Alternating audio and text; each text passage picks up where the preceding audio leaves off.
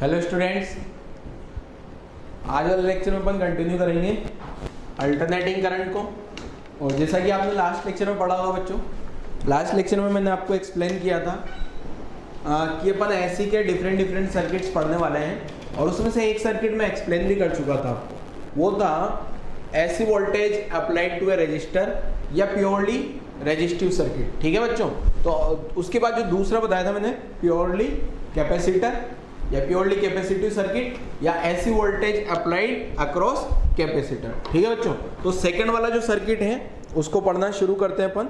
Second वाले circuit में क्या होगा, AC voltage applied to a capacitor. तो हेडिंग लिख देता हूं मैं, सेकंड वाला जो सर्किट पढ़ रहे हैं अपन आज वाले लेक्चर में, सेकंड सर्किट पढ़ते हैं। सेकंड सर्किट क्या है, देखो, AC voltage applied to a capacitor. ठीक है, एक कैपेसिटर पे अपन ने ऐसी वोल्टेज अप्लाई कर दिया तो क्या होगा। ठीक है, इसका एक नाम और दे सकता हूं बच्चों, purely capacitive circuit. Purely capacitive का मतलब ओनली कैपेसिटर रहेगा। ठीक है, कैपेसिटर के अलावा और कुछ नहीं है सर्किट में। और कैपेसिटर पे अगर अपन ने अल्टरनेटिंग करंट लगा दिया, एसी सप्लाई लगा दी तो क्या होगा। ठीक है, जैसे मान लो बच्चों मैंने यहाँ एक कैपेसिटर लगाया है, ये कैपेसिटर को अपन ने सी से डिनोट कर लिया और यहाँ मैंने अल्टरनेटिंग सप्लाई लगा ली है। ठीक है, और ये अल्टरनेटिंग सप्लाई जो है V equal to V M sine omega T है अपन। ठीक है, V equal to V M sine omega t की मैंने अल्टरनेटिंग सप्लाई लगा ली है। तो क्या होगा बच्चों, किसी भी टाइम टी पे, अब ये इसकी पोलैरिटी तो सप्लाई की पोलैरिटी, ये अल्टरनेटिंग करंट, कभी करंट इधर कभी करंट उधर, ऐसा होता रहता है इसमें। तो मैं एट एनी टाइम टी की बात करता हूँ, एट एनी टाइम टी, कोई भी टाइम टी का डायग्राम है ये, और टी टाइम पे इसकी पोलैरिटी बताएं बच्चों। तो पोलैरिटी मान लेते हैं इधर प्लस वाली आ रही है और इधर माइनस, मीन्स करंट इधर जा रही होगी, और करंट इधर जा रही है तो मान लेते हैं यहाँ प्लस क्यू चार्ज है और इधर माइनस क्यू चार्ज है, इधर करंट ऐसे भागती हुई आ रही है। ठीक है, ये किसी एक इंस्टेंट का डायग्राम है बच्चों। ठीक है ना, थोड़ी देर बाद हो सकता है ये क्यू का पोलैरिटी भी चेंज हो जाए। ठीक है, तो ये इस टाइप से क्यू आ गया। अब अगर मैं यहाँ पे केवीएल का इक्वेशन लिखूं तो केवीएल का इक्वेशन क्या हो जाएगा, देखो बच्चों, यहाँ से आगे बढ़े, केवीएल क्या हो जाएगा, plus V minus Q by C बरोबर 0। तो वी कितना आ गया, क्यू बाई सी, या फिर आप डायरेक्ट ऐसा भी लिख सकते हो, जो वी होगा वही वी सी के बराबर होगा। क्या आप ऐसे भी समझ सकते हो ना, जो भी वी होगा वही वोल्टेज, जो सप्लाई वोल्टेज है वो, जो सप्लाई वोल्टेज, जो भी सप्लाई वोल्टेज है वही तो वी सी के बराबर है ना, ऐसा भी लिख सकते हो। तो यहाँ वी, ये वाले वी की जगह क्या लिख दिया मैंने, V M sine omega T और क्यू बाई सी। तो जो चार्ज आ गया वो क्या आ गया बच्चों, C into V M sine omega T. ये इस टाइप का अपने पास चार्ज आ गया। अब मुझे सर्किट की करंट चाहिए, सर्किट की करंट क्या लिख दूंगा बच्चों, I equal to D Q by D T. तो इसको डिफ्रेंशिएट कर देते हैं, D upon D T of C into V M sine omega T. अब डिफ्रेंशिएशन आपको आना चाहिए बच्चों, सी इंटू वी एम तो बाहर आ गया, साइन ओमेगा टी का differentiation cos omega T into cos omega T into T का कोएफिशिएंट मल्टीप्लाई होगा तो टी का कोएफिशिएंट ओमेगा आ गया। इसके बाद की कैलकुलेशन इधर कर रहा हूँ। देखो अब मैं इस आई को ऐसे लिख दूँ तो बच्चों चलेगा क्या, V M upon 1 upon omega C. ये ओमेगा को डिवाइड में ला दिया, सी को भी डिवाइड में ला दिया, तो ऐसे लिख दिया। और ये जो कॉस ओमेगा टी है बच्चों, कॉस ओमेगा टी को ऐसे लिख दूँ, sine pi by 2 plus omega T. Clear है, sine pi by 2 plus omega T. अब यहाँ से अगर देखा जाए बच्चों, तो ये जो 1 अपॉन एक ओमेगा सी आया है, 1 अपॉन ओमेगा सी, इसको अपन ने एक नया नाम दे दिया एक्सी, और इसको बोला जाता है बच्चों क्या, कैपेसिटिव रिएक्टेंस, जिसके बारे में मैंने लास्ट लेक्चर में आपको बताया था। और अभी ये अपन ने प्रूव कर दिया कैपेसिटिव रिएक्टेंस। कैपेसिटिव रिएक्टेंस क्या होता है, सेम एज रेजिस्टेंस है, क्या सेम एज रेजिस्टेंस। आपको पता हो जो अपन ने फर्स्ट सर्किट पढ़ा था उसमें वी एम बाई आर आया था, क्या वी एम बाई आर आया था ना। तो यहाँ क्या आ गया बच्चों, देखो I equal to V M upon X C. तो यहाँ आ गया साइन, इसको मैं omega T plus pi by 2 लिख लूँ तो भी चलेगा। क्या आपको पता है ना, sine 90 plus theta cos theta होता है, ये पता है बच्चों आपको कि sine 90 plus theta cos theta होता है, पता होगा आपको ASTC rule, sine 90 plus theta cos theta, second quadrant changer line. ठीक है, अब यहाँ पे जो V M upon X C है, वी एम अपॉन XC जो है बच्चों, इसको मैंने क्या मान लिया, IM, और ये क्या है अपने पास, मैक्सिमम करंट। ठीक है, maximum current through capacitor, space नहीं है तो मैंने लिख रहा ज्यादा। तो I इक्वल टू क्या आ गया बच्चों अपने पास, IM sign omega T plus pi by 2। अगर अब यहाँ पे अगर आप ध्यान से देखोगे बच्चों, तो जो वोल्टेज का फेज था, वोल्टेज का फेज क्या था, ओमेगा टी था क्या, और जो करंट का फेज आ रहा है, ये करंट का जो फेज आ रहा है omega T plus pi by 2, दोनों का फेज अलग अलग है क्या। जो करंट का फेज है, करंट का फेज जो है, यहाँ पे देखो साइन है तो यहाँ भी साइन है। एक चीज ध्यान रखना, दोनों जगह सेम सेम होना चाहिए, वहां भी साइन है तो यहाँ भी साइन। इसका फेज ओमेगा टी है, इसका फेज है omega T plus pi by 2, मतलब ये वाला जो फेज है वो पाई बाई 2 से आगे आ रहा है, इसको बोलते हैं लीडिंग। मीन्स ये जो करंट है बच्चों, करंट का फेज लीडिंग है वोल्टेज से, तो अपन क्या बोलेंगे, phase of current lead by pi by 2 angle through phase of voltage. अभी आगे लिख दूंगा मैं, ठीक है, यहाँ स्पेस तो बचा नहीं मेरे पास, तो ये सारी कहानी मुझे मिटानी पड़ेगी, तो मैं भी लिख दूंगा। ठीक है, अब यहाँ पे एक चीज मैंने लास्ट लेक्चर में आपको एक्सप्लेन करी थी बच्चों, 1/ωc इक्वल टू XC, मैंने वहां हेडिंग लिखा था पहले। देखो कल आपको मैंने कुछ टर्म्स लिखाई थी, कुछ टर्म्स लिखाया था अल्टरनेटिंग करंट का, उसमें कुछ इंपीडेंस आया था, पावर फैक्टर और इस टाइप की टर्म लिखाई थी, कैपेसिटिव रिएक्टेंस, इंडक्टिव रिएक्टेंस। तो ये कैपेसिटिव रिएक्टेंस आ गया बच्चों। ठीक है, ये फॉर्मूला याद भी होना चाहिए आपको, XC इक्वल टू 1/ωc। अब आपसे अगर कोई पूछ ले, आपसे कोई पूछ ले कि XC का यूनिट क्या होगा, तो ऑब्वियसली ओम होगा क्या। ये देखो Vm/XC, Vm/XC IM आ रहा है क्या, तो ये करंट है, ये वोल्टेज है, तो V इक्वल टू IR के पैटर्न पे देखो तो ये XC का यूनिट क्या आ जाएगा, ओम। XC का यूनिट और 1/ωc का यूनिट भी ओम। चाहो तो आप ओमेगा और C का यूनिट चेक करके देख लेना, मल्टीप्लाई करके इन्वर्स करना, तो आपका XC का यूनिट आ जाएगा। क्लियर है, तो आपको ये फॉर्मूला याद रखना है आपको, यहाँ से XC जिसको अपन कैपेसिटिव रिएक्टेंस भी बोलते हैं, ये सेम एज रजिस्टर वाली टर्म है, तो मैंने एक बार और लिख दिया। तो आपको क्या करना है, यहाँ से लिखना शुरू करना है, पूरा लिखा, ये डायग्राम बनाना है। देखो मैं बोलूंगा बच्चों, आप जो है ना पूरा ऐसे अगल बगल में मत लिखा करो, मेरे पास तो स्पेस नहीं होता तो मुझे ऐसे लिखना होगा। आपको क्या लिखना है, पहले डायग्राम बनाओ सुंदर सा, तो डायग्राम के नीचे ये स्टेप्स लिखना शुरू करो, ये स्टेप्स लिखो, फिर यहाँ तक की कहानी लिखो, फिर मैं भी यहाँ से आगे लिखता हूँ। पहले आप वीडियो पॉज करो और यहाँ तक की कहानी लिख लो जल्दी से।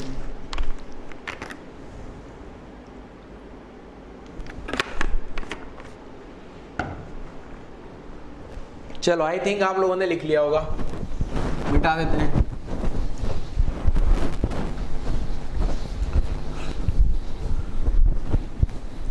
अब देखो अपने को ये तो पता लग गया बच्चों, जो करंट का फेज है वो 90 डिग्री आगे है।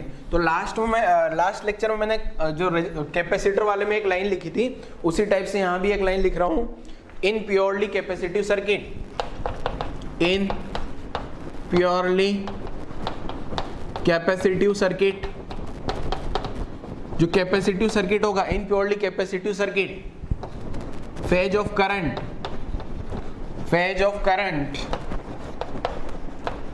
जो करंट का फेज होगा लीड करेगा, lead by pi by 2 angle through phase of voltage. ठीक है, क्लियर है बच्चों, जो करंट का फेज होगा वो लीड करेगा, या उल्टा भी लिख सकता हूं, लीड की जगह अगर मैं यहाँ लेग लिख दूं तो करंट, जो सर्किट की करंट और वोल्टेज को इंटरचेंज कर दें अपन।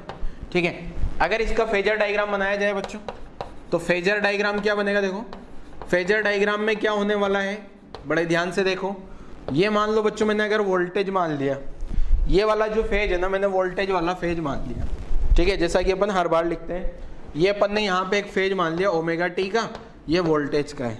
तो करंट का फेज क्या होगा बच्चों, लीड करेगा क्या, वोल्टेज से लीड करेगा मतलब आगे जाएगा, तो ये करंट आ गया omega T plus pi by 2, ये क्या आ गया करंट। दोनों के बीच में एंगल कितना आ गया बच्चों, 90 डिग्री। तो यहां अगर पावर फैक्टर एंगल पूछा जाए, पावर फैक्टर एंगल, तो पावर फैक्टर एंगल कितना आ रहा है 90 डिग्री। तो अगर सिंपल पावर फैक्टर पूछा जाए तो cos 90, तो पावर फैक्टर कितना आ गया 0। अगर पावर फैक्टर 0 आ गया, पावर फैक्टर 0 आ गया तो एवरेज पावर कंजम्पशन कितना आ जाएगा, देखो एवरेज पावर कंजम्पशन लिख लो क्या। एवरेज पावर कंजम्पशन का एक तरीका तो क्या है बच्चों, average power consumption VRMS IRMS cos phi अब cos फाई की जगह फाई 90 लिखते ही क्या आ जाएगा ये VRMS IRMS cos 90, तो ये कितना आ गया 0। ठीक है, अब एक तरीका और है बच्चों जो एनसीईआरटी में है, तो मैं एनसीईआरटी में भी लिख देता हूं। जो एनसीईआरटी में लिखा है, एनसीईआरटी में कैसे लिखा होता है एवरेज पावर कंजम्पशन। ठीक है, तो वहां अपने को बच्चों instantaneous power at time t time क्या हो जाती, पावर एट टाइम टी, तो ये क्या लिखूंगा P इक्वल टू वी आई। तो पावर कितना आ जाएगा, देखो ये V कितना हो गया बच्चों, V equal to V M sine omega T, और ये क्या हो जाएगा I equal to I M sine omega T. ठीक है, अब इसको मैं ऐसा लिख दूं P equal to V m I m upon 2, और यहाँ 2 sine omega t cos omega T. अब ये 2 sine omega t cos omega t को क्या लिखा जा सकता है बच्चों पावर में, तो ये आ गया V m I m by 2, ये साइन 2 ओमेगा टी है क्या। अब यहाँ से अगर एवरेज लिया जाए तो एवरेज पावर कंजम्पशन ये इसका V m I m by 2 तो एज इट इज रहेगा, बट ये 0 होने के कारण 0 आ गया। तो ये एनसीईआरटी में ऐसी कहानी लिखी है, तो आप ऐसी कहानी भी लिख सकते हो बच्चों। ठीक है, बट अपन ने तो डायरेक्ट फॉर्मूला भी लिखा है क्या। ठीक है, तो 2 मेथड हो गए अपने पास, ये और लगा के। बट अगर आपको बोर्ड में लिखना है तो ये वाला मेथड लिखना। ऐसे पिछले वाले में जब लिखा था ना अपन ने, तो वहां ये क्या आ जाएगा V M sine omega T, अच्छा यहाँ sine omega T plus pi by 2 आएगा ना, sine omega T plus pi by 2। ठीक है, और sine omega T plus pi by 2 को कोस ओमेगा टी लिख लिया मैंने। ठीक है ना, तो 0 आ गया। पिछले वाला अगर मैं प्योरली रेजिस्टिव की बात करूं तो यहाँ भी साइन आएगा, यहाँ भी साइन आएगा, और साइन मल्टीप्लाई होके क्या हो जाएगा साइन स्क्वायर का एवरेज 1/2। ठीक है ना, तो वो भी आ जाएगा अपना आंसर। उसका आंसर भी RMS IRMS आया था ना, तो वो आ जाएगा ना VM IM बाई 2 हुआ, तो VM by root 2 IM by root 2 तो VRMS IRMS पिछले वाले में यही तो आया था। यहाँ तक की कहानी लिखो जल्दी से बच्चों, फिर अपन इसका ग्राफ भी बना लेते हैं। ठीक है, फेजर डायग्राम बना लिया, पावर फैक्टर निकाल लिया, power factor average power consumption निकाल लिया। अब अपन क्या करते हैं, इसके लिए एक डायग्राम बनाते हैं। कौन सा वाला डायग्राम, करंट का टाइम के साथ में और वोल्टेज का टाइम के साथ में, दोनों डायग्राम बना लेते हैं। ठीक है, तो यहां तक की कहानी लिख ली होगी आई थिंक आप लोगों ने। अब डायग्राम बनाते हैं अपन, कौन कौन सा, देखो ये पूरा मिटा देता हूं मैं। ठीक है, अब एक डायग्राम बनाता हूं मैं। कौन सा डायग्राम की बात कर रहा हूं, देखो वीडियो पॉज करके आपने पूरी कहानी लिख डाली होगी। अब अगले सर्किट में भी सेम है बच्चों, एज इट इज पूरी कहानी है। ठीक है, तो अगले सर्किट की कहानी मैं आपसे खुद से लिखवाने वाला हूं, ध्यान रखिएगा। ठीक है, अगला वाला जो सर्किट है उसकी कहानी मैं बोलूंगा, आप वीडियो पॉज करके खुद से सोल्व करो जरा। जितनी कहानी मैंने लिखा है ना यहाँ तक, वो सेम आपको लिख। अब अगर मैं डायग्राम बनाऊं, ठीक है, कौन सा बच्चों, टाइम के साथ में वोल्टेज और करंट का डायग्राम बनाना चाहता हूं। टाइम के साथ में वोल्टेज और करंट का डायग्राम किस टाइप से बनेगा, बना के देख लेते जरा। ये बना दिया मैंने टाइम, ये बना दिया मैंने करंट, सॉरी करंट और वोल्टेज दोनों एक साथ बनेंगे। तो पहले वोल्टेज का डायग्राम बना लो क्या। तो वोल्टेज का डायग्राम आपको पता होगा बच्चों, V M sine omega T.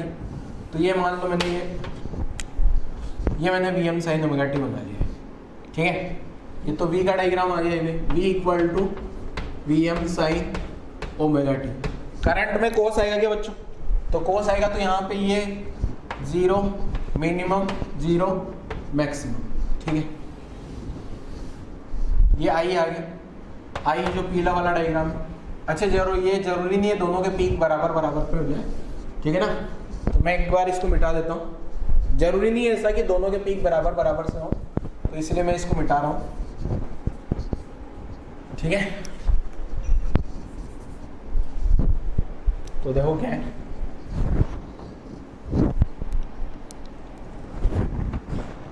ये यहां से इसका पीक होता है ये, और ये पीक यहाँ पे छोटा सा बना, ये पीक इस टाइप से। ये करंट हो गया, अपने करंट का इक्वेशन हो गया I equal to I M sine omega T plus pi by 2। ठीक है, तो ये पाई बाई 2 का फिर डिफरेंस आएगा। तो ये इस टाइप का डायग्राम भी बना लेना है बच्चों आपको, ये प्योरली कैपेसिटिव सर्किट के लिए। ठीक है ना, डायग्राम बना लेना है, अच्छे से समझ आएगा। चलो नेक्स्ट, अब इससे रिलेटेड एक क्वेश्चन लिख देता हूँ। ठीक है, इससे रिलेटेड एक क्वेश्चन लिख देता हूँ। ठीक, और आपको क्वेश्चन सोल्व करना है। तो क्या है देखो क्वेश्चन में, तो सबसे बड़ी बात याद क्या रखने वाला पॉइंट है यहाँ पे, देखो यहाँ जो याद रखना है आपको, एक तो XC क्या है 1/ओमेगा C, ओमेगा को 2πf लिखा जा सकता है बच्चों। 2πf इंटू सी। अगर मैं फ्रीक्वेंसी का एक्सी के साथ में डायग्राम बनाऊं तो रेक्टेंगुलर हाइपरबोला आएगा क्या? XC is proportional to 1/f, means lower frequency पे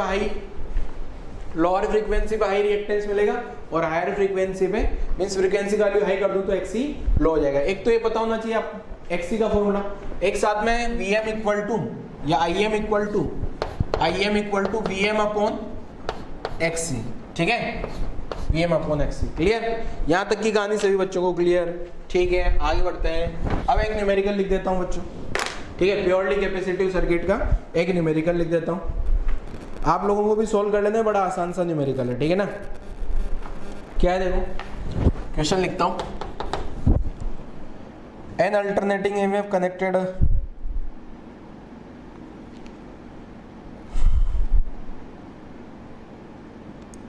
what will be the reading of ammeter. देखो क्वेश्चन बता देता हूँ जरा क्या है। ये कैपेसिटर आ गया बच्चों, यहाँ पे अल्टरनेटिंग सप्लाई आ गई और यहाँ एक एमीटर लग गया, ठीक है, और ये जो सप्लाई है ये है 200 V equal to 200√2 sign 100t, ये तो सप्लाई आ गई। और ये जो कैपेसिटर है अपन ने मान लेना है 1 माइक्रो फैराड का, ठीक है।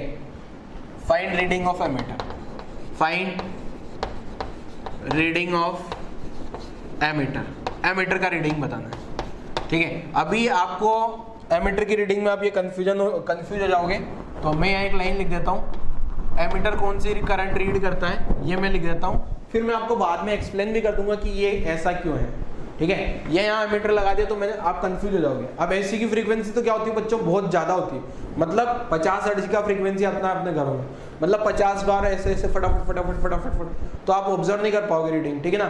तो ये इंस्टेंटेनियस रीडिंग नहीं देता, एवरेज नहीं देता, एवरेज करंट तो 0 आएगी, ये देता है आरएमएस करंट, ठीक है। तो एमीटर कौन सी करंट रीड देता है, एमीटर रीड्स, मैं लिख देता हूँ, एमीटर रीड्स आरएमएस वैल्यू, ठीक है, ये आरएमएस करंट लिख देता हूँ, आरएमएस करंट रीड करेगा।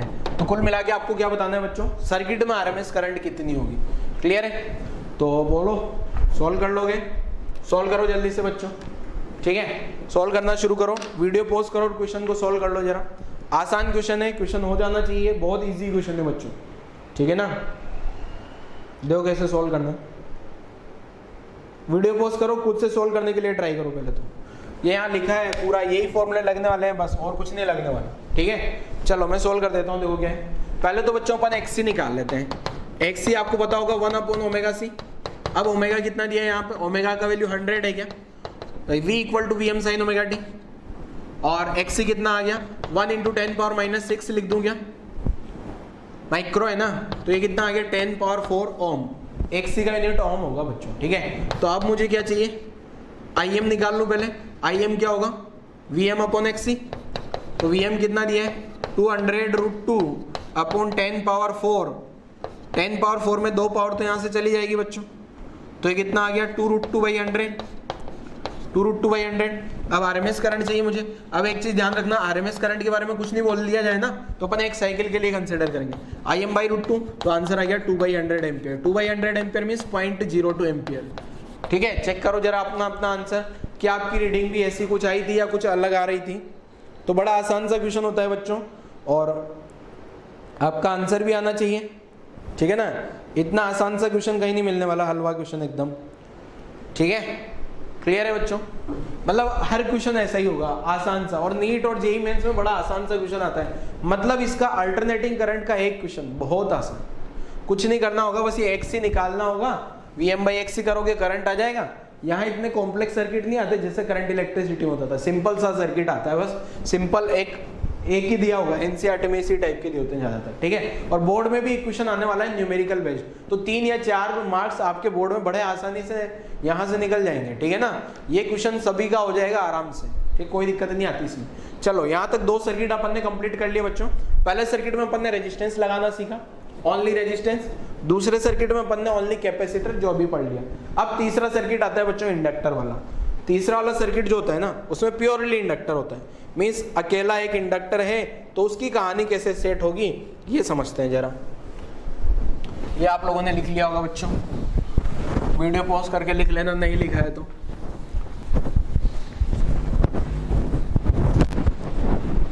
चलो आगे बढ़ते हैं।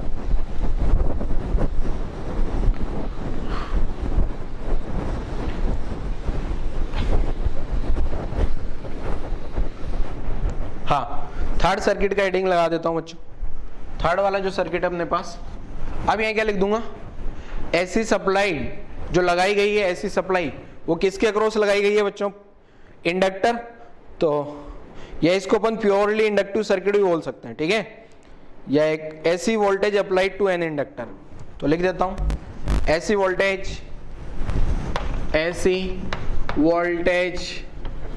अप्लाइड टू एन इंडक्टर, ठीक है। इंडक्टर पे लगाते हैं इंडक्टर, या इसका नाम और हो सकता है क्या बच्चों, प्योरली इंडक्टिव, ठीक है। Purely inductive circuit, purely inductive circuit का मतलब ओनली इंडक्टर होगा, इंडक्टर के अलावा और कुछ नहीं है। तो ये वाले सर्किट में क्या करना होगा आपको, सर्किट कैसे बना होगा, पहले तो सर्किट बना लेते हैं बच्चों, और सर्किट के बाद में उसको सोल्व कैसे करना है वो कहानी समझते हैं। मैं आपको सर्किट बना के देता हूं और मैं बोलूंगा कि आप खुद से ट्राई करो बच्चों, खुद से सोल्व करने के लिए ट्राई करना, ठीक है ना। तो मैं सर्किट बना देता हूं, at any time t time पे बच्चों यहाँ एक इंडक्टर लगाया मान लो, ठीक है। और ये इंडक्टर, ये अल्टरनेटिंग सप्लाई लगा दी मैंने, ठीक है। और ये सप्लाई जो है V equal to VM sine omega T, और यहाँ L आ गए, ठीक है। किसी इंस्टेंट पे यहाँ positive current, positive negative battery, इधर करंट जा रही होगी और करंट इंक्रीज कर रही है। तो आप जरा चेक करो इसकी बैटरी कैसे बनेगी। करंट इंक्रीज कर रही है तो मैं इसकी इमेजिनरी बैटरी ऐसे मान सकता हूँ, इंड्यूस EMF, जो कि LdI/dt लिखते हो आप। और जरा इक्वेशन लिखो, पूरा आंसर सोल्व करो जरा, क्या क्या इसके आंसर आ सकते हैं बच्चों, ठीक है। आप लोग सोल्व करो जल्दी से, वीडियो पॉज करो, और चाहो तो रफ में सोल्व कर सकते हो। अगर फेयर में करोगे तो पूरा कट करना फिर हेडिंग, अगर गलत हो जाता है तो, ठीक है ना। क्या क्या करना है बताता हूं मैं। पहले तो वही KVL लगाओ, करंट का इक्वेशन निकलेगा, और करंट के इक्वेशन में जो आपका आएगा XL, और XL आएगा ओमेगा L के बराबर, क्योंकि मैं पढ़ा चुका हूं आपको इंडक्टिव रिएक्टेंस लास्ट लेक्चर में, XL equal to omega L आ जाएगा। फिर वो लाइन आप लिख ही दोगे, लीड लेग जो भी आ रहा है, जितना भी एंगल कौन लीड कर रहा है कौन। उसके बाद फेजर डायग्राम बना लोगे, power factor angle, power factor निकाल लोगे, एवरेज पावर कंजम्पशन निकाल लोगे, ठीक है। और फिर लास्ट में ग्राफ प्लॉट करना। इतनी सारी कहानी आपको करनी है इसमें, ठीक है। तो वीडियो पॉज करो, 10 मिनट का टाइम आप लोगों को मैं दे रहा हूं, वीडियो पॉज करके, लगातार तो दूंगा नहीं, 10 मिनट थोड़ी वेट करूंगा मैं। चलो सोल्व कर देता हूं, देखो क्या है। यहां से सोल्व करूंगा अगर बच्चों में, तो ध्यान से देखिएगा आप लोग, ये plus V minus LdI/dt equal to 0, तो V इक्वल टू क्या आ गया, LdI/dt। अब अगर आप देखो ना बच्चों, आप सिंपल ऐसा भी समझ सकते हो, V इक्वल टू VL, ये जो भी सप्लाई वोल्टेज होगा वो LdI/dt के बराबर होगा। देखो पिछला सबसे पहला वाला सर्किट, पहला वाले सर्किट में V इक्वल टू जो भी सप्लाई वोल्टेज था वो VR के बराबर कर दिया मैंने, ठीक है। दूसरे वाले में V इक्वल टू VC लिख सकते हो, तीसरे वाले में V इक्वल टू VL लिख सकते हो।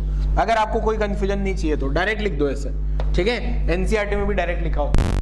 तो V की जगह क्या लिखूंगा बच्चों, VM sine omega T equal to LdI/dt, ठीक है। तो यहां से DI क्या लिख सकता हूं बच्चों में, DI जो है VM upon L sign omega T dt।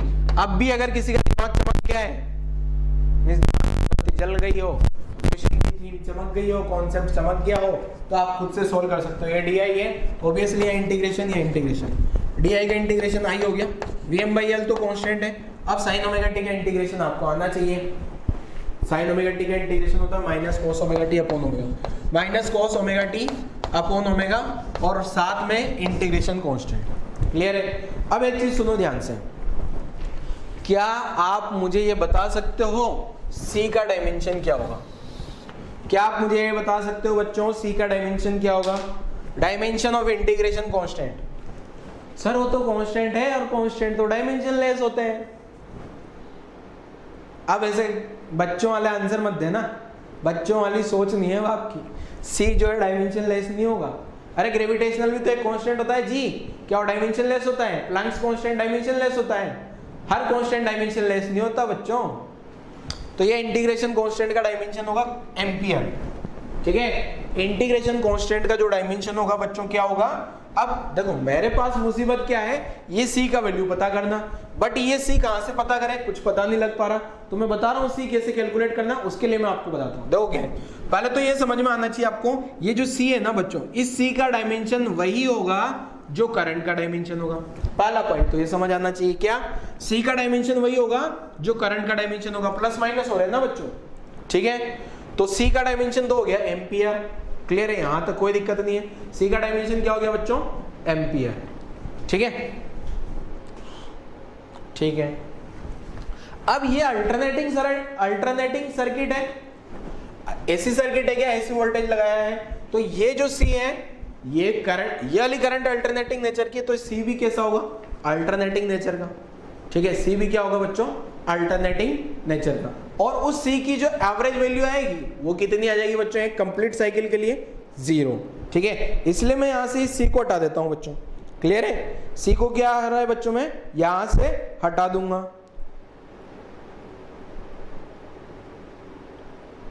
Clear.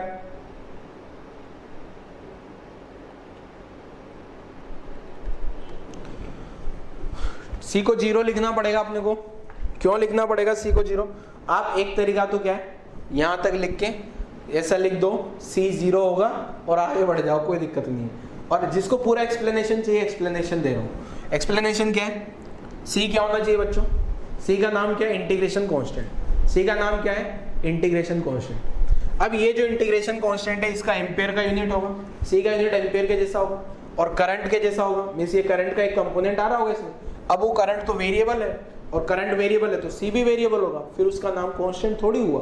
तो अगर मुझे इस c को कांस्टेंट रखना होगा तो वो एक ही पॉसिबिलिटी है 0, वरना वो जो है ना t, वो तो t तो करंट, ठीक, ये c का यूनिट तो करंट के जैसा और करंट तो अल्टरनेटिंग है अपने पास, ठीक है। तो ये इस टाइप से लॉजिक से अपन c को 0 लिख देंगे, ठीक है ना। तो इसका लॉजिक क्या लिखा हुआ है मैं पूरा लिख देता हूँ।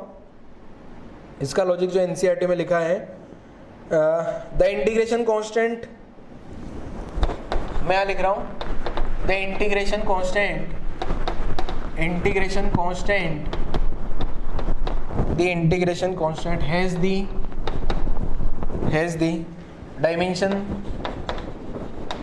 has the dimension of current, कोई दिक्कत नहीं, यहाँ पे करंट के जैसा डायमेंशन होगा, एंड इज टाइम इंडिपेंडेंट, ठीक है, टाइम इंडिपेंडेंट होना चाहिए, बट हो क्या रहा है, since the source has an EMF which oscillates symmetrically about 0,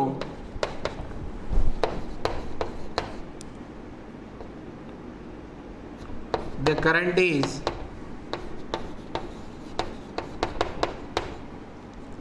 current sustains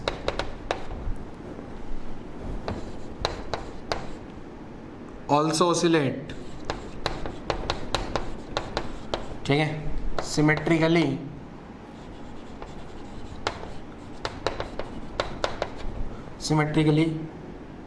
about 0, ठीक है। so that no constant or time independent component of current,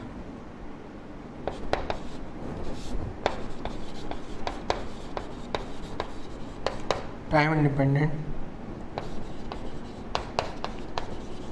component of the current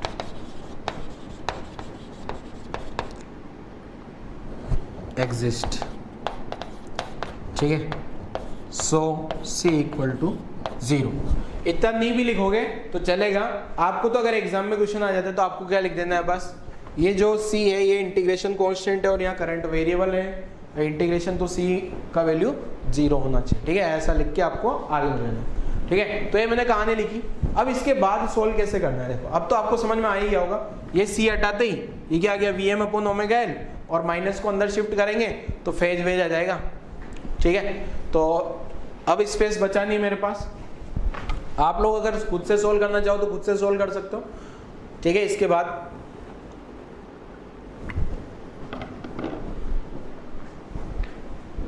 मेरे को तो करना ही पड़ेगा, तो वीडियो पॉज कर लो आप लोग और नोट करो जल्दी। ये हटा देता हूं मैं, ठीक है, ये गया। तो आई क्या आ गया देखो, I equal to V M upon omega L. अभी जो माइनस कोस ओमेगा टी है ना बच्चों, इसको ऐसे लिखूं साइन, पहले तो माइनस को तो यही रहने देता हूं, ये माइनस को यही रहने दिया, sign pi by to minus omega T ऐसे लिख दिया। अभी माइनस को अंदर शिफ्ट किया, ये V M upon XL, I equal to जो है ना, I equal to I M, यहाँ लिख दिया sine omega T minus pi by two. अभी आई एम का वैल्यू क्या है देखो, ये जो आई एम है ना, ये आई एम क्या मान लिया मैंने, V M upon XL, and साथ में एक्सएल का वैल्यू क्या आ गया, ओमेगा एल, जिसको अपन ने क्या नाम दिया था, इंडक्टिव रिएक्टेंस। छोटा छोटा सा लिख दूं या रहने दें, ये जो एक्सएल है क्या आ गया बच्चों, इंडक्टिव रिएक्टेंस। इसको 2πfl भी लिखा जा सकता है ओमेगा को। और एक्सएल का अगर मैं ग्राफ ड्रॉ करूं बच्चों, फ्रीक्वेंसी के साथ में एक्सएल का ग्राफ, तो फ्रीक्वेंसी बढ़ने पे ये डायरेक्टली प्रोपोर्शनल टू फ्रीक्वेंसी आ रहा है एक्सएल। ठीक है ना, तो ये स्टेप्स अपने पास आ गया। अगर फेजर डायग्राम प्लॉट करता हूं अब इसका, पहले तो यहां से क्या पता लग रहा है बच्चों मेरे को, यहां से क्या पता लग रहा है, कौन आगे है, वोल्टेज या करंट, कौन आगे है, जल्दी से सोचो, किसका फेज आगे है, एक का ओमेगा टी है, एक का ओमेगा टी माइनस है, माइनस वाला पीछे रहा होगा ऑब्वियस। ठीक है ना, हो सकता है कुछ बच्चों को इसमें भी दिक्कत हो कि सर ये ऐसा क्यों हो रहा है। तो मैं आपको बता दूं एक चीज ध्यान रखो हमेशा, मैंने आपको एसएचएम पढ़ने के लिए बोला था और आप लोगों ने पढ़ा नहीं है, तो अच्छी बात है। देखोगे अगर साइन थीटा है तो कोई दिक्कत नहीं है, बट अगर कभी भी कॉस थीटा आ जाता है, कॉस थीटा आ जाए, तो इसको अपन हमेशा ऐसा लिखो आप, sign pi by two plus theta, जैसा मैं एसएचएम में भी बोला था आपको। अगर माइनस साइन थीटा आ जाए तो माइनस साइन थीटा को हमेशा ऐसा लिखो साइन पाई प्लस थीटा, तो आपको कोई दिक्कत ही नहीं होगी। मतलब आपके जो भी आंसर आने चाहिए वो सही सही आएंगे। अगर माइनस कॉस थीटा आ जाए जैसा कि इसमें आया था, ठीक है, इसमें तो क्या है, हाँ माइनस कोस थीटा आया था, तो इसको ऐसे लिख देंगे अपन साइन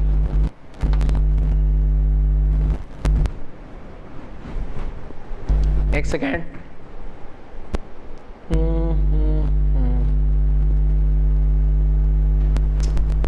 एक सेकेंड रुकिएगा जरा, cos थीटा आ गया ना, जैसे अपन एसएचएम में इक्वेशन लिखते हैं ना, एसएचएम वाली इक्वेशन लिखता हूं तो x equal to A sine omega T आ गया, कोई दिक्कत नहीं। अब अगर मान लो ये तो x आ गया, एक तो पैटर्न ये होता है, दूसरे में क्या है, जैसे x equal to A sine omega T plus pi by two आ जाता है ना बच्चों, तो इसको अपन क्या लिख देते हैं, x equal to A cos omega T. ठीक है ना, एसएचएम में। फिर थर्ड पैटर्न में बनता है x equal to A sine omega T plus pi, तो ओमेगा टी प्लस पाई को क्या लिख दूं, x equal to minus A sine omega T, ये थर्ड वाला पैटर्न हो गया। और fourth and last pattern x equal to A sine omega T plus 3 pi by 2, तो इसको क्या लिख दिया, minus A cos omega T. ठीक है, अब यहाँ इसको 3 पाई बाई 2, या फिर ये जो है ना इसको एक और पैटर्न पे लिख सकते हैं जैसे मैंने वहां पे लिखा है। ठीक है ना, यहाँ पे भी यही आया था अपने पास, minus A cos omega T आया था क्या इसका आंसर, इंटीग्रेशन क्या किया था मैंने,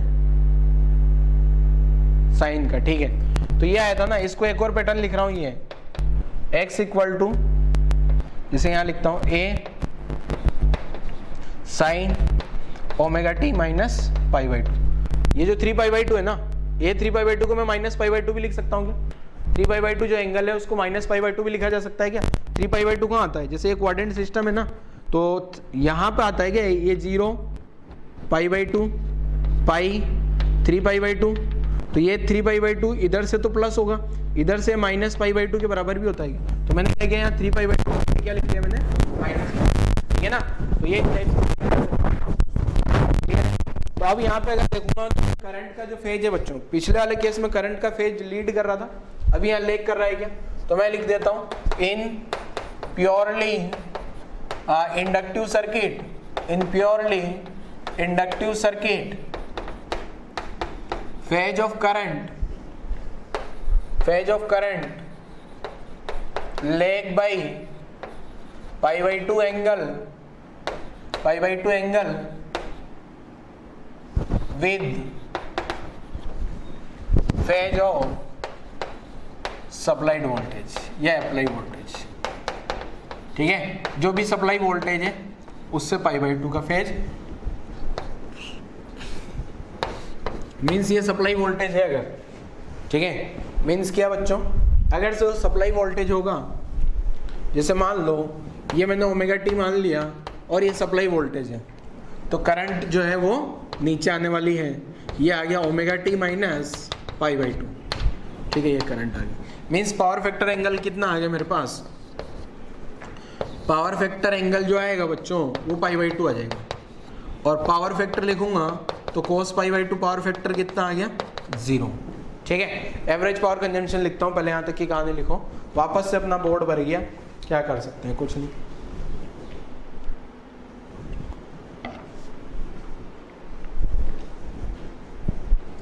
चलो आगे बढ़े, देखोगे यहां तक की कहानी आप लोगों ने लिख लिया होगा, तो देखो क्या है, इसको मैं पूरा मिटा देता हूं, कितनी बार मिटाना पड़ेगा, एक एक सर्किट में 2-2 3-3 बार बोर्ड भरना पड़ रहा है। चलो कोई नहीं, ये 3 बेसिक सर्किट थे, अब तो खटाखट हो जाएंगे सारे सर्किट, जल्दी से होंगे अब सारे सर्किट, जितने भी सर्किट बचे हैं ना, बस ये 3 सर्किट आपको अच्छे से समझ आ गए हो, इन तीनों को मैं कंपेयर भी कर दूंगा अभी लास्ट में, ठीक है। तो देखो अगला क्या है, हाँ क्या लिखने वाले थे, average power consumption. Average power consumption के अगेन 2 मेथड होंगे आपके पास। एवरेज पावर कंजम्पशन अगर आपको न्यूमेरिकल सोल्व करना है तो न्यूमेरिकल में तो अपना मेथड बिंदास लगा दो, कोई दिक्कत नहीं है। Average power consumption VRMS IRMS into cos 90 हो जाएगा, तो ये तो 0 आ गया। अब मैं दूसरा मेथड लिख रहा हूँ, और NCERT वाला मेथड क्या है, देखो NCERT में क्या लिखता है, पहले तो 8 टाइम t लिखता है, power 8 time t, power 8 time t, तो क्या आ जाएगी P इक्वल टू VI, तो VM साइन ओमेगा t, तो ये है ही सही, इंटू ये क्या आ जाएगा IM sign omega t minus pi/2। अब sign omega t minus pi/2 को माइनस कॉस ओमेगा t लिख देता हूँ मैं डायरेक्ट, ठीक है, तो minus VM IM sign omega t, ये कॉस ओमेगा t, ये माइनस यहाँ से आया है बच्चों, ठीक है ना। अब इसका 2 का मल्टीप्लाई डिवाइड नहीं कर रहा हूँ मैं, पूरा VM IM बाई 2 लिख के यहाँ डायरेक्ट साइन 2 ओमेगा t लिख देता हूँ, तो एवरेज पावर कंजम्पशन के आगे बच्चों एवरेज लिखूंगा तो 0 आ जाएगा, साइन 2 ओमेगा t का एवरेज 0 आ गया, ठीक है। अब मैं क्या करता हूँ, देखो टाइम के साथ में ग्राफ बनाते हैं। सबसे पहले तो सप्लाई वोल्टेज का बना लिया बच्चों, ये सप्लाई वोल्टेज, तो ये सप्लाई वोल्टेज आ गया V equal to VM sine omega t। अब करंट हो सकता है करंट ज़्यादा हो सकता है करंट कम हो, ठीक है ना, तो ये तो V equal to VM sine omega t आ गया। V वाला ग्राफ तो अपन ने ये वाले कलर से बना लिया। अब ब्लू वाला कलर जो है, करंट जो है बच्चों माइनस कोस आएगा क्या उसमें, माइनस कोस ओमेगा t, तो माइनस कोस मतलब यहाँ नीचे से शुरू होगा, ठीक है, यहाँ 0 होगा, ये यहाँ मैक्सिमम होगा। एक थोड़ा छोटा बना लेते हैं, ये इस टाइप से होगा इसका, ठीक है। तो ये जो करंट का ग्राफ है I equal to minus IM cos omega t, ठीक है ना, I equal to minus IM cos omega t। Clear, यहाँ तक की कहानी आप लोगों ने लिख लेनी है सारी कहानी, फिर इसका एक न्यूमेरिकल कर लेते हैं जरा। तो यहाँ तक की कहानी लिखो बच्चों जल्दी से, फिर अपन न्यूमेरिकल लिख लेते हैं इसका एक।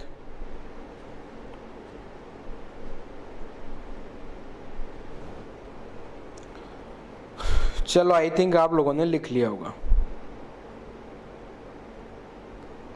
तो मैं इधर क्वेश्चन लिख देता हूं ताकि आपको कोई मिटाने की जरूरत भी नहीं पड़ेगी, और क्वेश्चन सोल्व कर लेना आप लोग।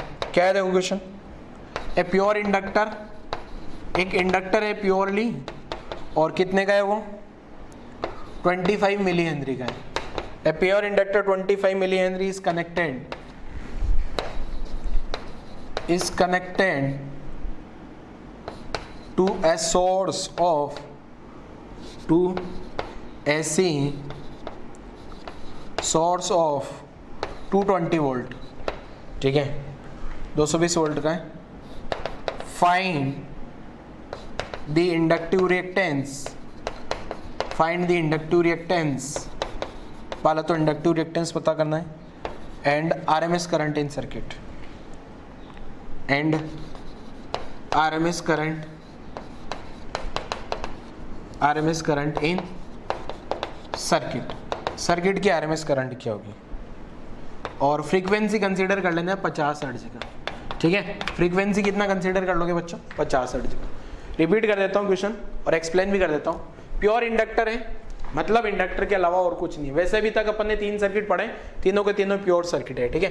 ए प्योर इंडक्टर 25 मिली हेनरी का ले लेना है बच्चों, और 220 वोल्ट. अब दिक्कत ही होती है बच्चों, ये 220 वोल्ट कौन सा होगा, RMS, maximum, average, instantaneous. Instantaneous होता तो टाइम देता, और एवरेज होता तो 0 आता. साइकिल कुछ नहीं बोला होता तो 1 साइकिल. तो एवरेज भी नहीं है, इंस्टेंटेनियस भी नहीं है, और ये मैक्सिमम भी नहीं है. कुछ नहीं बोला होता है तो आरएमएस. एक चीज ध्यान रखना, अल्टरनेटिंग करंट में जब भी कंफ्यूजन हो, वोल्टेज में, करंट में, क्वेश्चन में कभी कभी बोल दिया जाएगा फाइंड करंट. जैसे यहाँ तो मैंने लिख दिया आरएमएस करंट, और अगर करंट बोला जाता आरएमएस कंसीडर करते, आरएमएस करंट निकालनी होती. वोल्टेज के बारे में कुछ नहीं बोला, आरएमएस वोल्टेज होगा. वो क्यों होगा उसका आगे रीजन दूंगा आपको, परफेक्ट रीजन, ठीक है ना, कि क्यों आरएमएस के पीछे इतना पड़े हैं, क्यों मैं आरएमएस बोलता हूं हर बार, ठीक है ना. चलो सॉल्व कर ले बच्चों. तो क्वेश्चन सोल्व करते हैं जरा. बड़ा ही आसान सा क्वेश्चन है. क्वेश्चन में मुझे तो कोई भी दम नहीं लग रहा, बाकी आपको पता होगा कि क्वेश्चन बड़ा आसान है. चलो वीडियो पॉज करके क्वेश्चन सोल्व कर लिया हो बच्चों आप लोगों ने, तो ही सॉल्यूशन देखना, वरना सॉल्यूशन देखने का कोई मतलब नहीं है. तो एक्सेल क्या लिख दूंगा बच्चों, एक्सेल का फॉर्मूला पता होगा ओमेगा एल. ओमेगा को लिख सकता हूँ 2πfl, ठीक है. तो एक्सेल 2π, पाई का value 3.14, F 50 hertz, L 25 milli henry. Solve करेंगे तो एक्सेल ओम में आएगा. अब मैं सॉल्व तो नहीं करूंगा पूरा, ठीक है. मल्टीप्लाई करो जरा आप कितना आ रहा है. यहां से आप एक्सेल सोल्व करोगे ना बच्चों, तो ये आएगा निकल के 7.85 ओम, ठीक है. 7.85 ओम. क्लियर है. आप मल्टीप्लाई कर लेना, ये 25 25 50 2500, तो वहां से आ गए, ठीक है. 2.5 इंटू 3 अप्रोक्स आंसर होगा. 2.5 हो जाएगा ना, ये तो 2.5 इंटू 3 करना अप्रोक्स, ये आ जाएगा. दूसरा क्या पूछा है बच्चों मैंने, आरएमएस करंट. तो आरएमएस करंट क्या हो जाएगा, वी आरएमएस अपॉन एक्सेल, ठीक है. जैसे वीएम बताया था ना, पहले चाहो तो आप वीएम निकाल लो पहले, अगर किसी की मर्जी है तो पहले वीएम निकाल ले, आईएम निकाल ले. ओ वीएम भी तो नहीं दिया है, तो डायरेक्ट वीएम फिर 2 बार कन्वर्जन करना पड़ेगा. उससे बढ़िया आपको इतना पता ही है, मैंने लिखा रखा है वी आरएमएस अपॉन ये एक्सेल. तो वी आरएमएस कितना दिया है, 220 वोल्ट अपॉन 7.85 करोगे तो ये आरएमएस करंट आ जाएगी, और ये आरएमएस करंट आएगी अपने पास 28 एम्पियर की, ठीक है. नोट कर लो जरा, सॉल्व नहीं कर रहा मैं पूरा, ठीक है, डिवाइड करके देख लेना आप. चलो एक क्वेश्चन हो गया इंडक्टर का.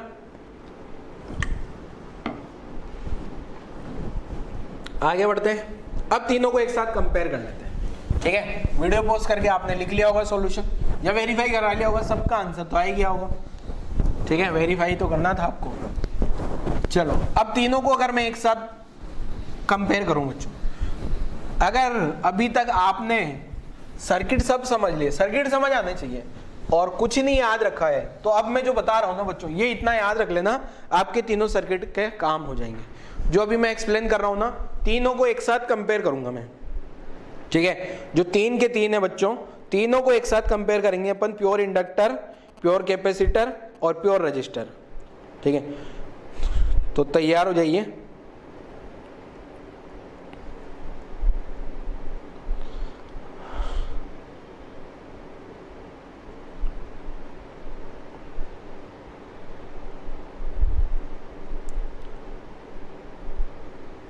चलो तो देखो क्या है,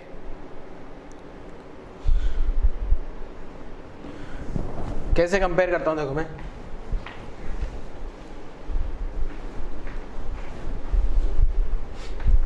यहाँ पे लिखता हूं 1 2 3 डब्बा बंद, ठीक है। यहाँ अपन सर्किट के बारे में लिख देते हैं। 3 सर्किट है। पहला वाला सर्किट क्या है? Pure resistive. तो प्योर रेजिस्टिव। इसके बाद अपन ने पढ़ा प्योर कैपेसिटिव, उसके बाद लास्ट प्योर इंडक्टिव, ठीक है। अब डायग्राम तो क्या ही बनाए बच्चों, जैसे अगर मैं पहले तो वी एंड आई के बारे में क्या कहानी है। तो अगर मैंने यहाँ पे लगाया V equal to V M sine omega T, सब जगह सेम सप्लाई लगाई V equal to V M sine omega T, तभी तो कंपेयर कर पाऊंगा ना बच्चों में। V equal to V M sine omega T, वैसे मैंने डेरिवेशन में भी सब में सेम सप्लाई लगाई थी, ठीक है। तो यहाँ जो करंट आ गया वो क्या आ गया बच्चों? करंट जो आया था इसमें तो I M sine omega T आ गया, कोई दिक्कत नहीं। इसमें जो करंट आया था ना वो I equal to I M sine omega T plus pi by 2 आया था, ध्यान रखिएगा, ठीक है। और इसमें जो करंट आया I इक्वल टू, ये आया I am sine omega T minus pi by 2। Clear बच्चों? यहां तक कोई कहानी में दिक्कत नहीं होनी चाहिए। अभी तक अपन ने कुछ नहीं किया। पहला पॉइंट बड़ा आसान था क्या? V तो सबका सेम है, इसमें सेम आ गया, इसमें सेम और इसमें पाई बाई 2 आ गए। तो मैं यहां से एक लाइन याद करने के लिए बोल रहा हूं आपको, रेजिस्टेंस में तो सेम होता है, कोई दिक्कत नहीं। आप एक लाइन याद रखो, कैपेसिटर में करंट आ गया, मैं तो ऐसे ही याद रखता हूं, बड़ा आसान लाइन है। कैपेसिटर में करंट आ गया, C से कैपेसिटर, C से करंट, कैपेसिटर में करंट आ गया। क्या याद रखना है आपको बच्चों? कैसे याद रखना है? कैपेसिटर में करंट आगे होगी, कैपेसिटर में करंट लीड करेगी। देखो रेजिस्टर में तो सेम होता है, कैपेसिटर में लीड करेगी करंट, तो इसमें लेग करेगी। क्लियर है ना? यहां तक कोई दिक्कत नहीं। अब आ जाते हैं नेक्स्ट अपन फेजर डायग्राम। फेजर डायग्राम क्या है? देखो बच्चों, फेजर डायग्राम तो फेजर डायग्राम में जो यहां पे जो भी फेज वोल्टेज का होगा, वोल्टेज का फेज V बोल दिया, ओमेगा टी बोल दिया, तो यहां पे क्या होगा बच्चों? करंट का फेज भी ओमेगा टी हुआ, ठीक है। अब यहां क्या होता है? ये वाला फेज अगर मैंने ओमेगा टी मान लिया वोल्टेज का, तो करंट आगे बनानी है ना, तो करंट आई बना दी, पाई बाई 2 हो गया बच्चों। क्लियर है? अब इसमें क्या होगा बच्चों? ये ओमेगा टी आ गया, ये वोल्टेज का फेज है, इसमें करंट पीछे आती है, omega T minus pi by 2। कोई दिक्कत इसमें आई? अब अगर मैं लिखूं बच्चों पावर फैक्टर एंगल कितना होगा, या पावर फैक्टर कितना होगा? पावर फैक्टर, ठीक है। तो पावर फैक्टर कितना आ जाएगा बच्चों? यहाँ 5 निकालूं पहले, तो 5 0 आ रहा है, तो पावर फैक्टर कितना आ गया? 1। यहाँ 590 आ रहा है, तो पावर फैक्टर कितना आ जाएगा बच्चों? 0। 590 आ रहा है, तो यहाँ भी पावर फैक्टर कितना आ जाएगा बच्चों? 0, ठीक है। अगर मैं अब निकालूं एवरेज पावर कंजम्पशन, नेक्स्ट अगर मैं निकाल रहा हूँ क्या? Average power consumption. तो एवरेज पावर कंजम्पशन को शॉर्ट में ऐसा लिख दूं, तो एवरेज पावर कंजम्पशन क्या आ जाएगा यहाँ पे? VRMS IRMS। यहाँ एवरेज पावर कंजम्पशन 0, यहाँ भी एवरेज पावर कंजम्पशन 0, ठीक है। अब जो बच्चों अपन ने जेड के बारे में पढ़ा था, इम्पीडेंस के बारे में, जो जेड मैंने इम्पीडेंस पढ़ाया था आपको, इम्पीडेंस उसको जेड बोला जाता है, ठीक है। इम्पीडेंस को क्या लिखते हैं? जेड। तो ये वाले सर्किट का जेड जो होता है ना वो R होता है और वो कांस्टेंट होता है। ये जो जेड होगा ये वाले सर्किट का, ये कांस्टेंट होता है, फ्रीक्वेंसी के साथ में कोई चेंजेस नहीं आता। बट यहाँ वाले जो सर्किट का जेड है ना बच्चों, वो होता है XC। जेड होता है XC, तो फ्रीक्वेंसी के साथ जेड कैसे बदलेगा? ये इस टाइप से, ठीक है। और ये वाले का जेड होता है बच्चों XL। जेड बोले तो आपको क्या बताया था मैंने? जेड मतलब क्या बताया था बच्चों? जेड का मतलब रेजिस्टेंस। जेड का वही रोल होता है जो रेजिस्टेंस को होता है, जो ओम्स लॉ में बताया था ना, ohm's law, VM equal to IM into Z. तो यहाँ क्या आ जाएगा? VM equal to IR IMR। तो यहाँ क्या आ जाएगा? VM equal to IM into XC। यहाँ क्या आ जाएगा? VM equal to IM into XL, ठीक है। अब शायद ये डायग्राम में आपको सारी कहानी थोड़ी थोड़ी डायग्राम में मैंने क्लियर कर दी है, ठीक है। तो यहाँ तक की कहानी लिख लो बच्चों जल्दी से आप लोग। ये टेबल बना रहा हूं पूरी, और यही टेबल जो है आपको बहुत हेल्प करने वाली है बच्चों, ठीक है ना। जो ये टेबल है आपको बहुत हेल्प करने वाली है।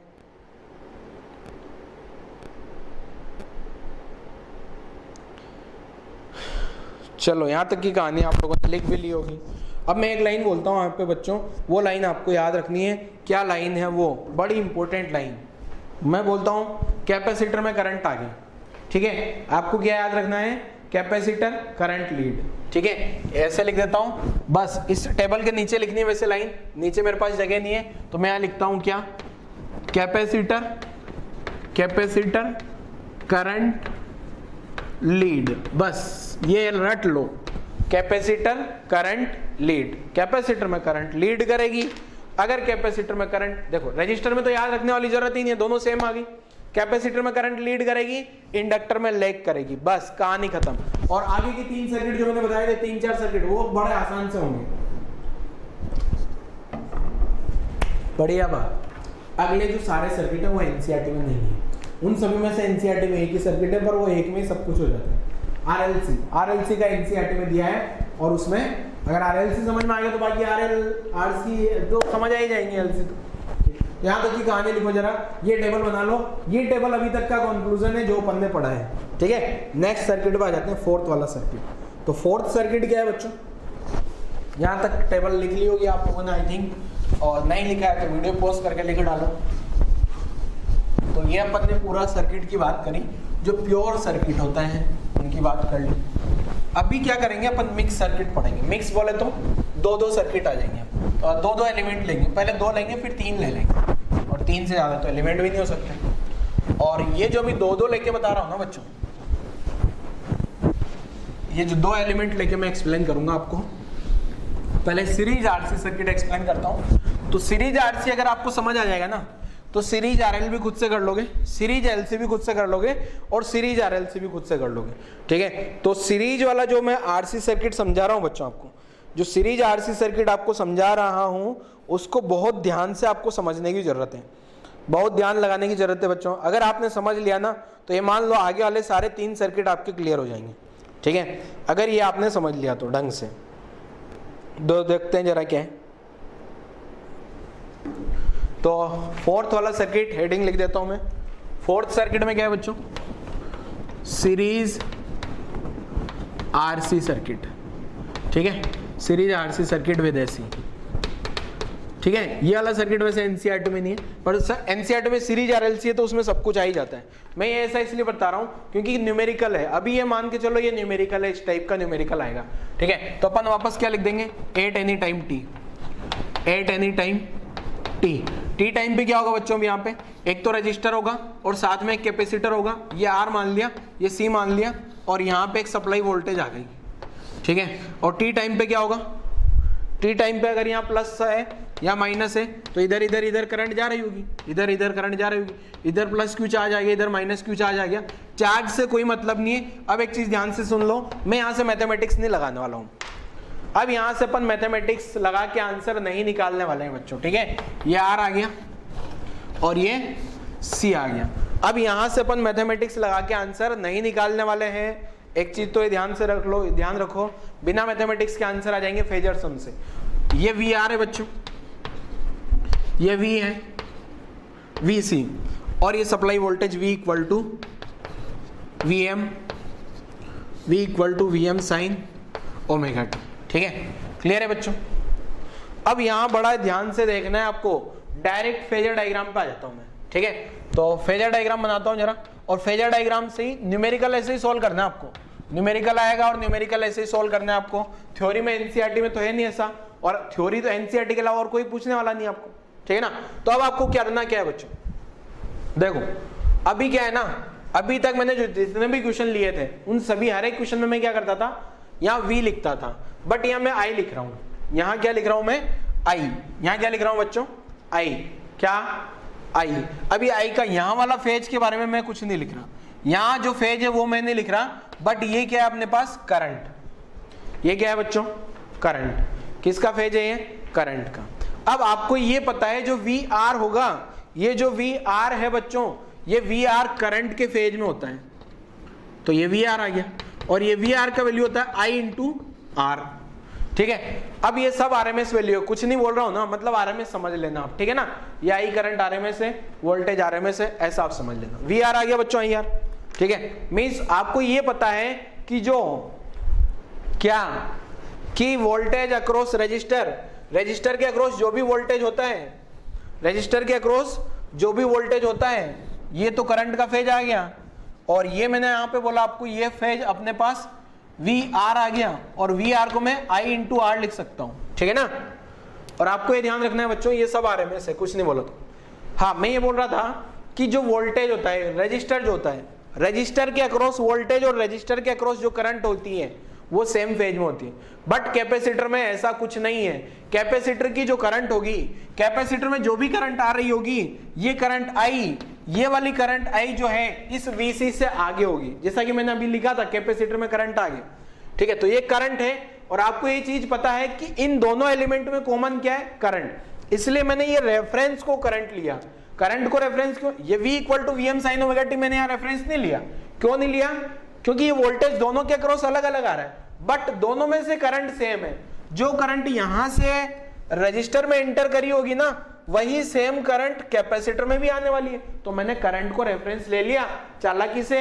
चालाकी क्या होगी कि दोनों का रेफरेंस करंट में तो सेम है, पर दोनों का वोल्टेज अलग अलग है, ठीक है ना। अब लिखता हूं मैं Vc। Vc मुझे पता है बच्चों नीचे आने वाला है, और Vc को क्या लिखा जा सकता है, I इंटू एक्सी, ठीक है। Vc को क्या लिखा जा सकता है, I इंटू एक्सी, क्लियर। तो मैं यहां लिख रहा हूं अब जो है देखो Vc प्लस Vr, अगर दोनों का वोल्टेज ऐड किया जाए तो ये सप्लाई वोल्टेज के बराबर है। मैंने ऊपर बार लगा दिया, ये वेक्टर के जैसा मान सकते हो आप, ठीक है बच्चों। इसका और इसका वेक्टर सम या फेजर सम, फेजर और वेक्टर वैसे रिजल्ट सेम आएंगे। इसका फेजर और इसका फेजर करूंगा तो अप्लाई वोल्टेज के बराबर आएगा। इस Vr और Vc को V के बराबर वोल्टेज, एक चीज सुन लेना ध्यान से बच्चों, अगर ये Vr 30 वोल्ट है, Vc 40 वोल्ट है, तो ये 70 नहीं 50 वोल्ट होता है। ये 50 वोल्ट है ना बच्चों, अगर ये 30 है ये 40 है, तो ये 70 नहीं होगा। क्या 30 न्यूटन और 40 न्यूटन फोर्स का रिजल्टेंट 70 होता है क्या, 70 नहीं होता। एंगल पे डिपेंड करता है कितने एंगल, अभी यहाँ 90 पे लग रहे हैं क्या, तो 50 न्यूटन होता है, ठीक है। तो मैं भी यहाँ रिजल्टेंट निकाल लूंगा बच्चों दोनों का। इन दोनों का जो रिजल्टेंट आएगा वो ऐसा आता है कि ये सप्लाई वोल्टेज V आ गया, ठीक है। ये कौन सा वोल्टेज आ गया बच्चों अपने पास, सप्लाई वोल्टेज V, और इसका फेज आपको ओमेगा टी पता है, इसका फेज मुझे ओमेगा टी दिया है। देखो ये जो सप्लाई वोल्टेज है उसका फेज ओमेगा टी मेरे पास है, क्लियर है। अब मेरे को करना क्या है, ये एंगल निकालना है फाई।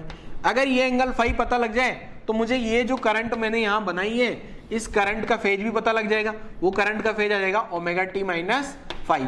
ये ओमेगा टी है, sorry omega T plus phi. ये ओमेगा टी है क्या, वोल्टेज का फेज ओमेगा टी है क्या, उससे बढ़ेगा ना, इधर एंटी क्लॉकवाइज डायरेक्शन में फेज इंक्रीज करता है, तो ओमेगा टी प्लस फाई यहाँ का फेज आ गया, क्लियर है। अब मेरे को फाई कैसे निकालना होगा, तो मैं यहाँ से tan फाई लिखता हूँ डायग्राम में। tan फाई क्या आ जाएगा बच्चों, tan फाई ये वाली डिस्टेंस अपॉन ये वाली डिस्टेंस, तो ये आ गया Vc अपॉन Vr, और Vc को क्या लिखा जा सकता है, I into XC upon I into R, तो ये आ गया XC बाई आर। क्या आ गया बच्चों में, tan phi XC by R. अब XC कहां से लाऊंगा, XC का वैल्यू पता है कि आपको 1 अपॉन ओमेगा सी, क्वेश्चन में आ दिया होगा, फाई आ जाएगा, फाई आ गया, क्लियर है, यहां तक कोई दिक्कत नहीं है। अब यहां से अगर मैं वोल्ट, ये तो फाई आ गया मेरे पास। अब मेरे को एक टर्म और चाहिए, क्या क्या टर्म है, देखो वो मैं इस करंट का फेज थोड़ा छोटा कर देता हूं, ज्यादा ही लेंथी बना दिया मैंने डायग्राम। यहां से आ गया अपने पास ये current I omega T plus phi, ठीक है, स्पेस नहीं था इसलिए मैंने ऐसा लिखा। अब बच्चों यहां से V और Vc में रिजल्ट देखो तो V equal to VR square plus Vc square आएगा, ठीक है। सिंपल एडिशन नहीं होगा, ये फेजर सम है, इसको बोलते हैं क्या, फेजर सम, फेजर सम बोला जाता है बच्चों इसको, ठीक है ना। तो ये V को क्या लिख दूं मैं, I into Z ohm's law. VR को क्या लिख दूं, I into R, I into XC. तो यहाँ जेड स्क्वायर इक्वल टू कितना आ गया, R square plus XC square. तो जेड को बोला जाता है इम्पीडेंस ऑफ सर्किट, तो इम्पीडेंस क्या आ गया, R square plus XC square, ठीक है। इम्पीडेंस क्या आ गया बच्चों, इम्पीडेंस जो है ना अपने पास ये आ रहा है R square plus X square, ठीक है। तो अब अगर मैं डायग्राम बनाऊं, जैसे ये करंट का, यहां अपन ने करंट माना था ना बच्चों, तो करंट के फेज में अपने पास आर था, तो ये तो आर आ गया, ठीक है, एक्सी नीचे आ गया, और इन दोनों का जो रिजल्टेंट है वो क्या, जेड आ गया क्या, देखो जरा, ये जेड आ गया क्या, ये जेड आ गया, ये एंगल फाई है क्या, ठीक है, एंगल क्या आ गया बच्चों, फाई। तो यहां से साइन फाई लिखा ना मैंने, साइन फाई क्या आ रहा है, साइन फाई क्या आ जाएगा बच्चों, X C upon R, sorry tan phi क्या हो गया, एक्स सी अपॉन आर, ये एक्स सी है तो ये भी एक्स सी होगा, तो टेन फाई क्या हो गया, एक्स सी अपॉन आर। अगर साइन फाई लिखूं तो क्या हो जाएगा, एक्स सी अपॉन जेड, और कॉस फाई लिखूं तो आर अपॉन जेड। क्लियर है। तो ये डायग्राम आपको यहां तक की कहानी बनाओ जल्दी से, यहां तक की कहानी बना लो बच्चों जल्दी, यहां तक की कहानी लिखो जल्दी से, और यही सेम कहानी आपको बाकी सब जितने भी सर्किट बचे हैं उन हर एक सर्किट में करना है।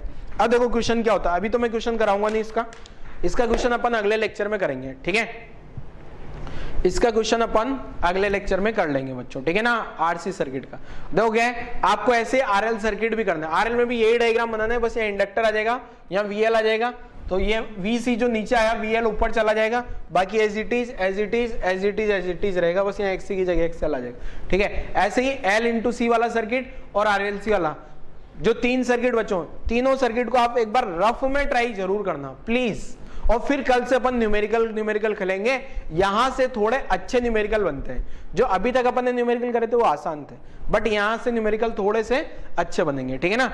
बाकी यहाँ पे आगे मैं ओम्स लॉ लिख दूं, यहाँ ओम्स लॉ क्या आ जाएगा, V M equal to I M into Z, ठीक है, V R M S equal to I R M S into Z. अभी इसमें क्या याद रखना है, कुछ याद रखने की जरूरत नहीं है अभी, क्योंकि मैं अगले लेक्चर में आपको फाइनली बता दूंगा, बाकी सर्किट बताऊंगा ना तो आपको पता लग जाएगा क्या क्या आपको याद रखना है, कौन कौन सी टर्मिनोलॉजीज आपको याद रखनी है, वो आगे वाले सर्किट में पता लग जाएगा। कल वाले लेक्चर में जब 3 सर्किट और आगे बता दूंगा मैं, फिर अपन क्वेश्चन करेंगे, फिर आपको पता लग जाएगा, कुछ याद रखने की जरूरत नहीं है, सब फटाफट से सब कुछ सोल्व हो जाएगा, कुछ छोटे से 2-3 फॉर्मूले याद रखेंगे, सब सोल्व हो जाएगा, ठीक है बच्चों। तो आज वाला लेक्चर यही क्लोज कर रहा हूँ। तो आपको मैं एक तो होमवर्क में क्या दे रहा हूँ बच्चों, आप please RL circuit, LC circuit and series RLC, सबको सीरीज में लगाना है, series RL, series LC, series RLC circuit, तीनों का आपको रफ में एक एनालिसिस कर लेना है, ठीक है ना, ताकि मैं अगले लेक्चर में बताऊं तो इजीली समझ आ जाए। पहले अगले लेक्चर में इसका एक क्वेश्चन करेंगे अपन और उनके बारे में पढ़ लेंगे बच्चों, ठीक है। तो आज वाला लेक्चर यही क्लोज करते हैं, थैंक यू।